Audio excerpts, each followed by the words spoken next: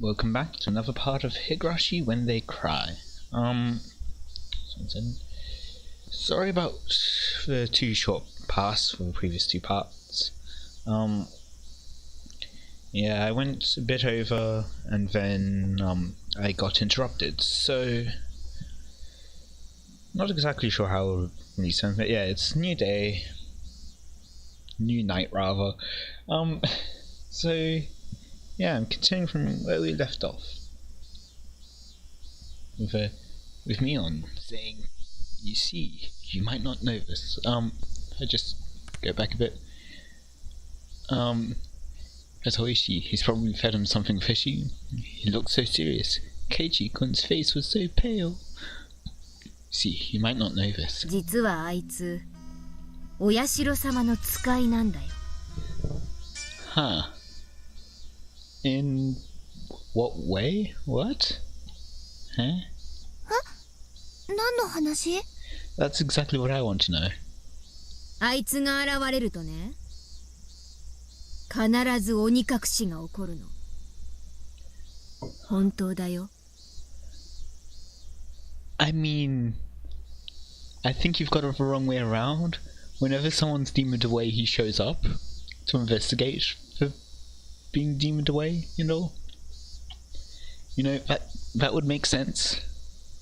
Not this, he's a messenger of Oyashiro-sama? あれ? そうなの? おととし、リカちゃんのお母さんが受水したでしょ?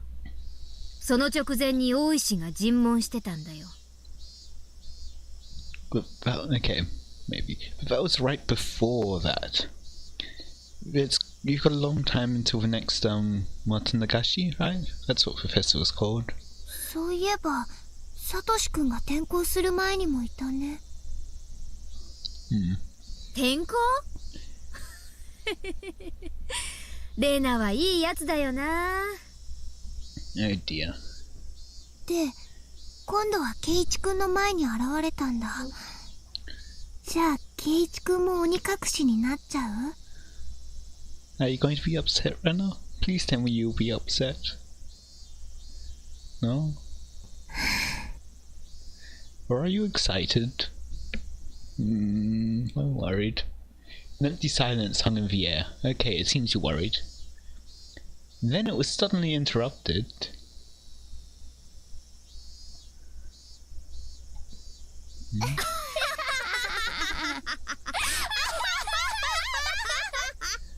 By loud laughter.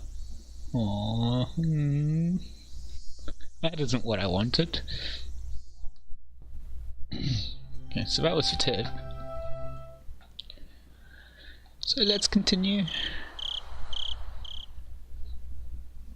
I don't know what's going to happen with getting the bat. Yeah, this is the first time I'd ever woke with such clarity. It was 5:59, just moments before my alarm would go off. Typically when that happens for me, I just wait until my alarm goes off. I was amazed at the precision of my internal clock.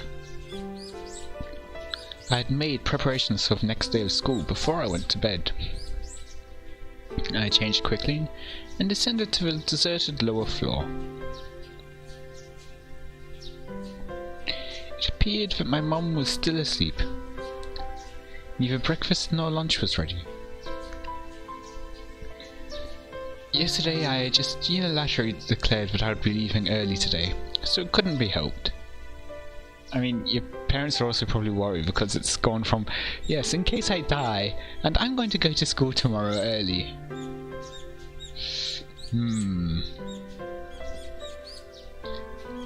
I slathered jam on some bread and topped it with instant cocoa. Just as I was finishing up breakfast, Mum rose groggily from her slumber. あら、ケイイチ、今日は早いのね。学校の行事か何か?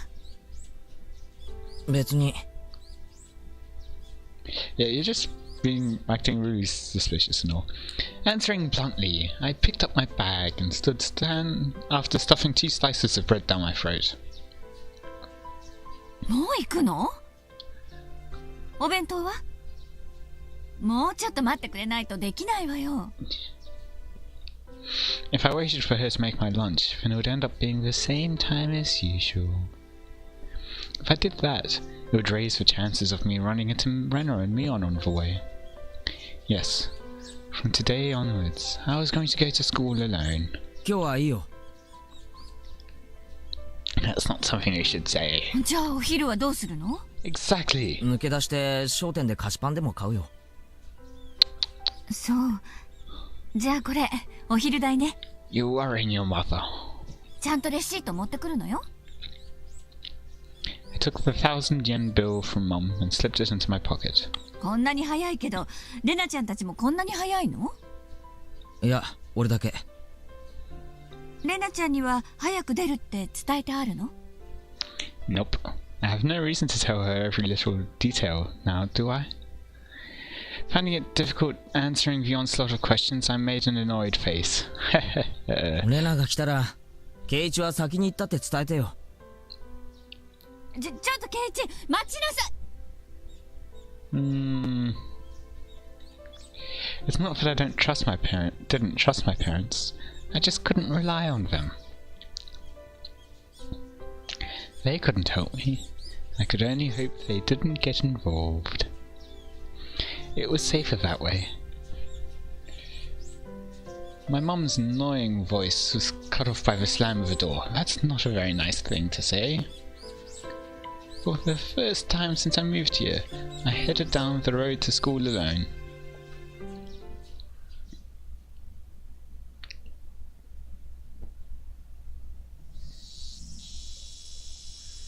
Up until now, I had always walked down the same path at the same time each day. No, you didn't. Sometimes you'd be walking down late. So I almost always met with the same people at the same places. But today was different. I didn't meet the people where I would normally, and nobody was at the places where I would have normally met them. You're gonna look suspicious. Of course, Renna wasn't in the spot where we usually met, and there wasn't anyone at the spot where we would have met up with me on. The length of the tree shadows, the morning air, and the brightness of the sun. It was a completely different type of morning to what I was used to. Without a doubt, it felt strange. It left me with the impression that I had destroyed the illusion Hinamizawa had set up for me before it had time to prepare it all the props it needed to deceive me. あら、ケイチ君。今朝は早いわね。みんなで早朝から待ち合わせ？ Nope, you're gonna look suspicious. The person who called out to me was someone we always passed by as they were taking a walk along the edge of the fields. Their name was... I forgot. Of course, this wasn't the spot where we usually pass each other. 今朝は早くに目が覚めちゃったので、気分転換なんです。あまり気にしないでください。I threw out a random excuse. It wasn't bad. レナちゃんやミオンちゃんはどうしたんだい？ That part's bad, okay. 今日は一人なの？ええ、まあ。I was being asked the same type of questions my mum was asking. So I answered them in the same uninteresting, vague manner. It wasn't funny being asked where I can words. It wasn't funny being asked where Renna was each time I passed by someone. But maybe it was to be expected. It was because for so long we were always together so amicably. Even I felt that if I let my guard down, we could still be Stop it, Keiichi. Don't think about that anymore. Got him. You spent all day yesterday thinking about how dangerous it was to go soft, didn't you? What? Beep! Oh, a car horn blared out from out of nowhere. Even though I was walking, lost in thought, that horn was way too close. Mechanical behemoth barreled at me from behind, catching me completely off guard. By the time I turned around, the van's hulking chassis was almost on top of me. My chassis. I'd seen plenty of cars veer to the opposite shoulder to avoid pedestrians, but this car was doing the opposite. It felt like there was somebody on the opposite shoulder, and the van was swerving in my direction to avoid them. That blissfully ignorant train of thought delayed me from realizing something much, much more important. That large mass was hurtling right at me. Was it going to hit me? The inside of my head instantly flooded with painfully cold liquid. That's a nice looking scene. Yeah.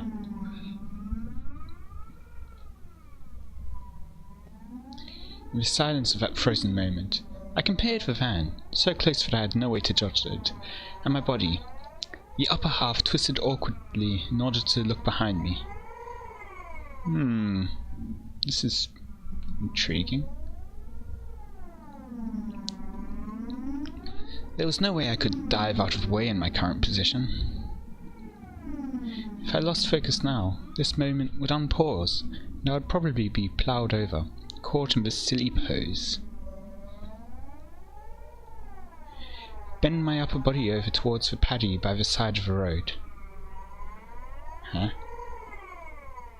If I bent far enough, I'd get away with just being hit by the side view mirror. That's gonna hurt. And how do you have time to think about all of this? Like, As soon as the thought crossed my mind, the temporal stasis was shattered by the deafening sound of the van. The side mirror struck my shoulder, sending me spinning off through the air like a top, locked in my contorted position. And that sounds painful. I mean, getting hit by a side mirror. Splash! Sent tumbling through the air, I crashed into the muddy paddy by the side of the road. My entire body was soiled and drenched. But the choice I had made in that instant was unmistakably for the best. I was covered in mud. When the alternative was being hit by the car, it was the closest I could be to being unscathed. Yep, that is certainly true. Rising out from the paddy, I had enough in me to glare over at the stopped van and yell profanities at the driver. Who is it? I'm not sure if he was able to see me, but the van sped off suddenly. Does that count as a hit and run?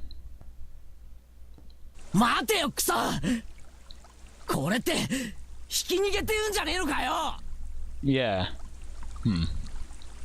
I couldn't help but continue yelling out profanities. The disgrace from being covered in mud hurt me more than any physical wounds. I mean, I'm probably in shock, so that would be true. I slogged through the muddy paddy and made my way back onto the road.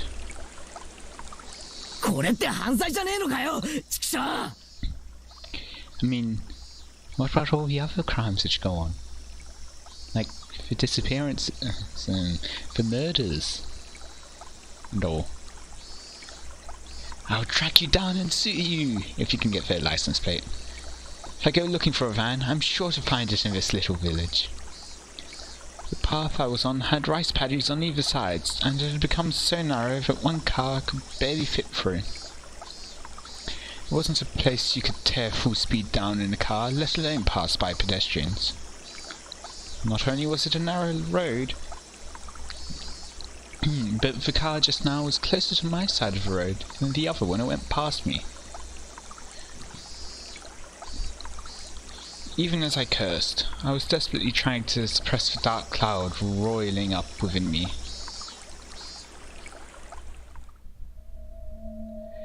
This wasn't just a hit and run.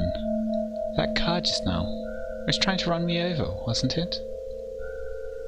Thinking back, I did feel like there had been a car creeping up on me slowly for a while. That's right. Since I parted ways with that person taking a walk, I had that feeling the whole time. They're watching you. If it had wanted to pass me, it had no shortage of chances. Normally, I would have felt suspicious and turned around sooner. Normally, aren't you, like, supposed to be super paranoid at the moment. Oh, but I was lost in thought, and now I was kicking myself for not realizing it. Realizing it was there sooner. And then, when the path became narrow and there was no one else in sight, he floored it. If he had hesitated for even a moment, the result would have been no laughing matter. As the adrenaline rush from nearly being run over subsided, and the realization of just how terrifying the preceding events were sunk in, there was no doubt about it. I almost missed that out and did it bowed or whatever. Anyway, the van was intentionally trying to hit me. The cold, vicious sweat seeped from my scalp and slid back down my back before dribbling off. I struggled to avoid falling into a panic. There was still the possibility that this really was just an accident. Calm down, Keiichi. But also don't be so naive, Keiichi. Being that lax will get you killed next time. You need to always be on your toes. Don't give them any openings. If my enemy was really out to kill me, then next time they would use a more reliable method. That time came and I was acting like I was now. Getting covered in mud was the price I'd paid for my own naivety. Covered in mud, but without injury. Didn't you get hit by a side wing mirror? I think that would count as an injury. Not even a sprain. You got sent flying. Literally flying. I guess this is what you could call the silver lining. I began walking again, this time cautiously. I wouldn't even show a hint of carelessness. I had suspected only Renner of the others up until now. No. It was because I suspected them that I had believed there were no other enemies. Oishi-san had said so, didn't he? There was the possibility of a village conspiracy. Was I really mired so deep in this situation that I had no choice but to try and carry on as usual? Wouldn't it be safest just to hole up in my house? Exactly. But the moment I abandoned my regular routine, everyone around me would abandon theirs as well. That was just too horrifying of a thought. You've already abandoned your regular routine. I recalled the tales Oishi-san told me of when Hinamizawa was still called Onikakushi.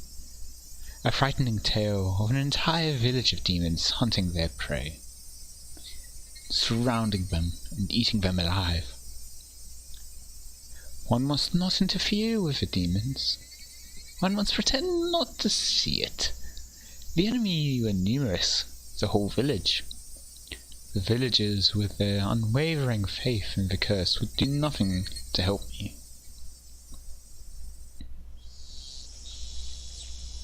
The strong, sudden flash of sunshine made me slightly dizzy. I had no idea what was going on anymore. When I suspected it was the work of man, I would catch a glimpse of Oyashiro-sama's curse. And when I suspected it was Oyashiro-sama's curse, someone would poke their head out. What was coincidence? What was intentional? Who was my enemy? Who was just a bystander? No. What I really, truly wanted to know was, how did I end up with a proverbial bullseye painted on my back? Eventually, an answer in a form I could understand will appear. I don't care when that will happen, because until then, I cannot die. That alone fueled my resolve to fight and keep me alive.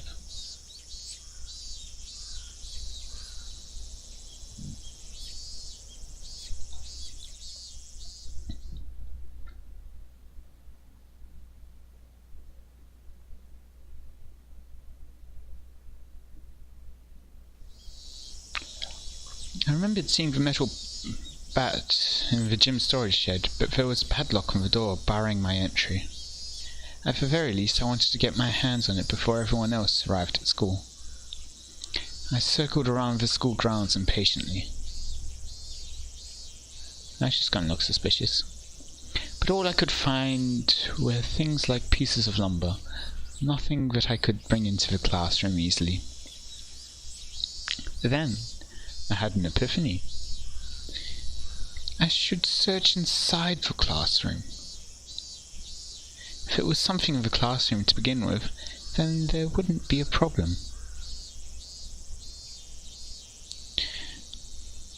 I could tell that everyone's indoor shoes were still in their lockers. Good thing I came early. Nobody else was here yet. Why are the doors open? I wondered, what could I find in the classroom? I didn't think I could find an especially effective weapon like a bat, but it couldn't be helped at this point. Until the gym storage shed was open, I needed to find a substitute. Skizzers. A lingering hint of naivete whispered that there would be no way I'd be attacked at school. No, but such soft ideas would no longer protect me. Aww. To think that they were slowly making their way into parts of my life that I had once thought impenetrable. In the worst case scenario, my own house might not be safe anymore. That was an incredibly frightening thought. I mean, there's that whole thing with Rena outside your door, and your parents none the wiser. But I believe that not considering the worst case scenario would have been even more frightening. Anyways, I will survive. Yeah. So long as I lived, then I will definitely be able to escape this labyrinth of nonsense. Definitely.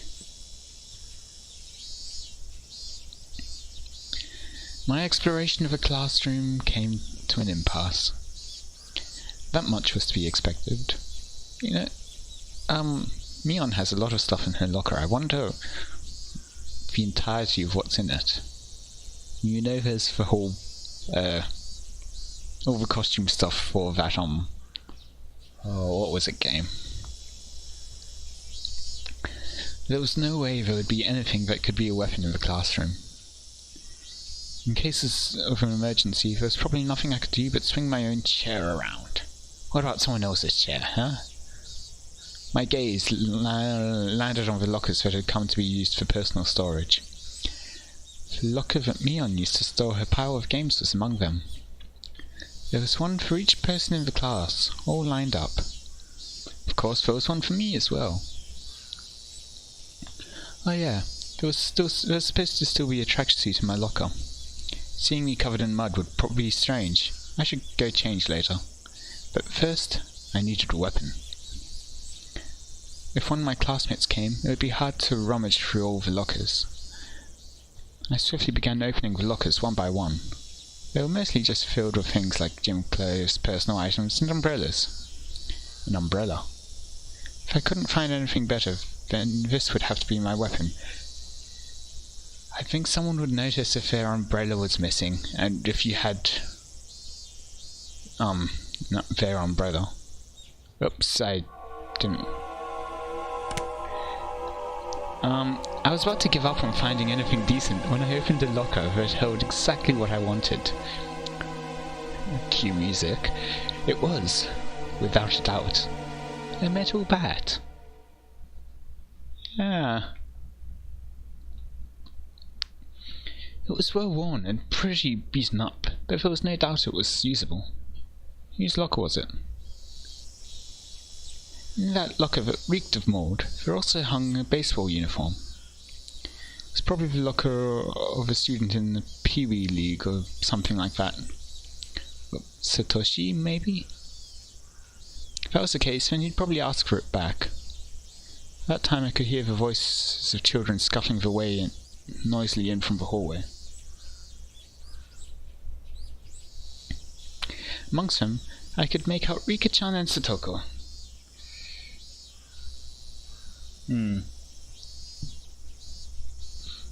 You should have made a trap for Satoko. おはようございますです。あらあらあら、今朝はお早いですわね、ケイチさん。 Yeah, your excuse should be something along the lines of that, but you didn't have enough time to think of anything. I nonchalantly hid the bat that I was holding behind my back. なんなんですの、その身なりは。泥だ Yeah. らけでしたよ。ああ、まあちょっとあってな。すぐ着替えるから勘弁しろ。With that said, I began taking off my clothes. Satoko began to blush just as I expected her to. レディの前でお着替えなんてしつけがなってませんことよ。Why do you have one eye open? Okay. Is it the same? Yeah. 着替えをじーっと見てるレディもしつけがなってないと思うぞ。 Ooh, burned. 男子は更衣室がないんだから諦めろ。As Satoko feigned disgust, she went into her hall, still blushing. Conversely, Rika-chan continued to stare at me, preparing to change. リカちゃんもレディなら着替えを見てるのは良くないと思うぞ。 Are you going to say something, maybe? 僕はレディじゃないですからいいのです。 Okay. She deliberately pouted and looked at me with upturned eyes. じゃあリカちゃんも今からレディだ。レディなら仕方ありませんです。 Rika-chan, appearing to be satisfied with being considered a lady, made her way to join Satoko in the hallway. Just as I breathed a sigh of relief, Rika-chan stopped suddenly and turned back towards me. I've got a bad feeling about this. ケイチは野球を始めますですか？ Slightly bad feeling still. It seems that Rika-chan had noticed the bat. ああ、ちょっとさ。体がなまってさ。ちょっと素振りでも始めようかなってな。健康に気を使うのはとても良いことだと思いますです。 Does she recognize that bat specifically though? And is it Satoshi's? She was talking like an old lady, despite her appearance. After saying that, Rika-chan started to leave again, but stopped and looked back at me once more. そのバットなくさないでくださいねです。 Ah. It seems she already knew that I took it out of someone's locker. There was no name on the locker door. I didn't know whose bat it was, but I'd be borrowing it until they complained. They're not going to complain, until you disappear, that is. Then they probably wouldn't. They'd probably just go, well, you tried your best. It wouldn't be long, just until the gym storage shed was opened. After quickly changing into the tracksuit, I checked the time. I still had plenty of time before class began because I came so early. I took the bag in one hand and went out to the schoolyard. That was, of course, to practice my swing. I needed to make it well known I would always have a bat on me so I could practice my swing. At some point, the sunlight had become even stronger. Disregarding my classmates as they made their way to school, I took my position in the shadow of a school building. I wasn't the academic type, and I wasn't much of an athlete either. I might get muscle pain if I just suddenly started swinging. I should at least start out with some warm-ups. I doubt anyone would think I was doing something out of the ordinary.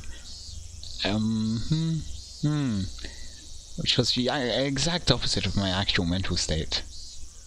I gripped the bat and swung lightly. The bat was by no means light. The weight would make it a reliable weapon when I needed it to be. Of course, I could only pray that the moment I needed to use this as a weapon would never come. Just carrying it around would deter attacks against me. At least, that's what I hoped.